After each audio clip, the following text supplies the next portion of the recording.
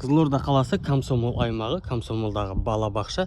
Әбенов көшесімен келесіздер, Жақаев көшесіне түсесіздер. Қызыл жарма деген магазин тұр. Осы тұспен келіп, сол жақ бөлігімізде осындай бос жер бар. Осы жердің ар жақ тұсында осы үйіміз сатылымда. Тауып келу жолы негізінен де ар жағынан да келетін жол бар. Түсінікті болу үшін осы жолды көрсетіп жатырмын. 21-14 бағыттағы көлік Әбенов көшесімен жүреді.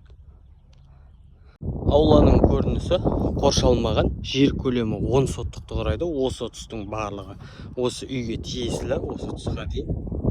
Мына жағымен де келуге болады. Қазір мен мына жағымен көрсетемін, үйді қалай тауып келуге болатынын.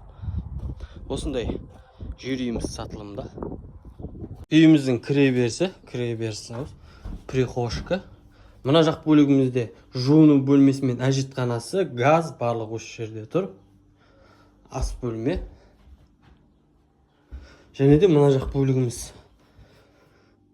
зал немесе холл ретінде пайдалансаңыздар болады. Және де 2 жатын бөлмесі бар. Алдағы уақытта осы үйде тұрып, үлкен үй салсаңыздар болады. Жері кең. Басқа да сұрақтар жөнінен хабарласыңыздар.